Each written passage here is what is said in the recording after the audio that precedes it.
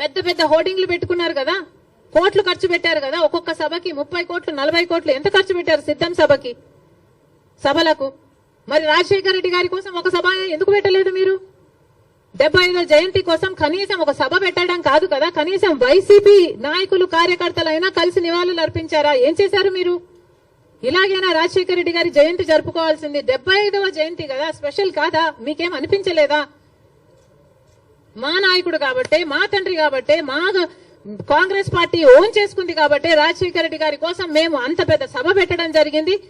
దానికి పెద్ద పెద్ద నాయకులు, ముఖ్యమంత్రులతో సహా, పక్క రాష్ట్రంలో ఉన్న వాళ్ళతో సహా, మంత్రులతో సహా రప్పించడం జరిగింది. సోనియా గాంధీ గారు అయితేనేమి, రాహుల్ గాంధీ గారు అయితేనేమి రాజశేఖర రెడ్డి గారి కోసం అంత గొప్ప గొప్ప మెసేజ్లు ఇప్పించడం జరిగింది. ఇవన్నీ మేం చేశాం. మీరేం చేశారండి? మీరా రాజశేఖర రెడ్డి గారి వారసులు? ఏం చేశారు మీరు రాజశేఖర రెడ్డి గారి 75వ జయంతి కోసం?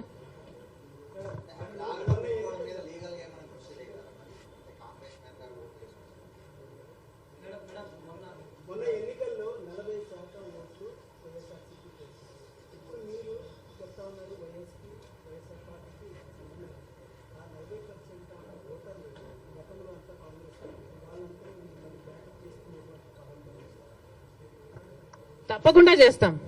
ఎందుకు చేయకూడదు?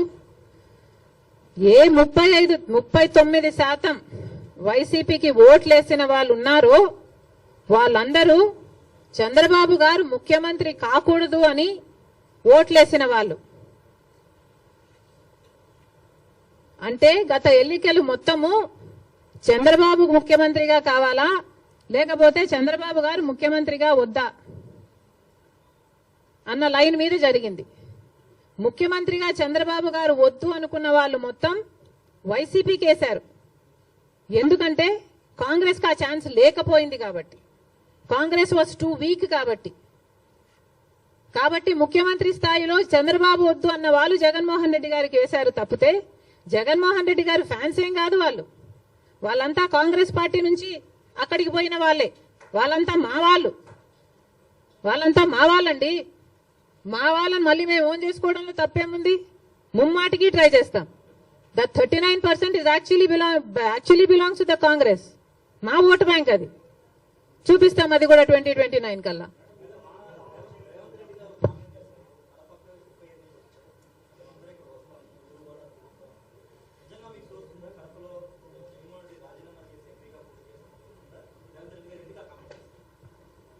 రేవంత్ అన్నకి మనస్ఫూర్తిగా కృతజ్ఞతలు. పెద్ద మనసు ఉంది కాబట్టే అంత పెద్ద మాట చెప్పగలిగారు. We are all honoured. నేనే కాదు, ఆంధ్ర రాష్ట్ర కాంగ్రెస్ పార్టీ అంతా కూడా రుణపడి ఉంది. జరిగినప్పుడు చూద్దాం.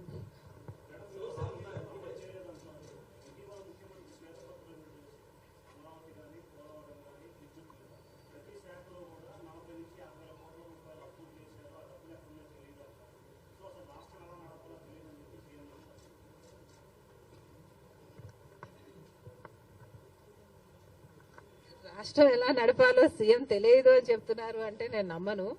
ఆయనకు ఎక్స్పీరియన్స్ ఉంది అనుకునే జనాలు 4వసారి ముఖ్యమంత్రినిగా చేశారు.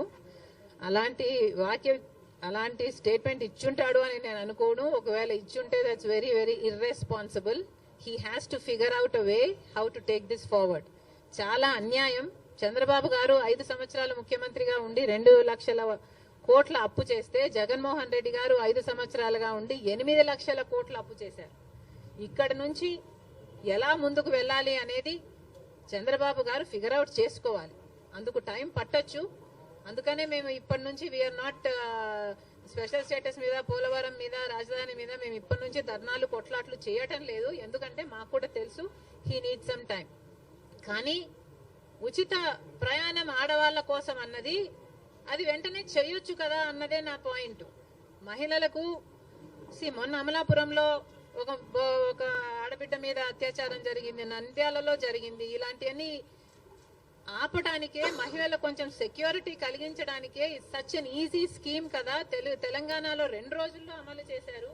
ఇక్కడ ఎందుకు చేయలేకపోతున్నారు? చేయండి. చేసిన తర్వాత దాని పరిణామాలు ఎలా ఉంటాయి, దాని నష్టాలు ఎలా ఉంటాయి, అది గవర్నమెంట్ ఆర్టీసీకి ఎలా భర్తీ చేయాలన్నది మీరు చూసుకోండి.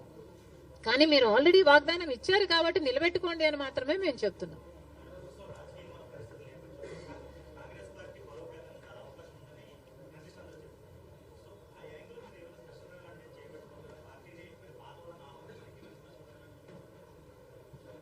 కాంగ్రెస్ పార్టీని బలపరచాలి. అది ఒక్క రోజులో జరిగేది కాదు, ఒక స్ట్రాటజీతో జరిగేది కాదు. ఇది ఒక సుదీర్ఘ ప్రయాణం. కాకపోతే 5 సంవత్సరాల టైం ఉంది. టైం ఉంది కాబట్టి ఈ టైంను సద్వినియోగం చేసుకోవాలి. ఏది చేయాల్సి వచ్చినా, ఎంత దూరం వెళ్లాల్సి వచ్చినా, ఎట్లా కొట్లాడాల్సి వచ్చినా వీఆర్ రెడీ.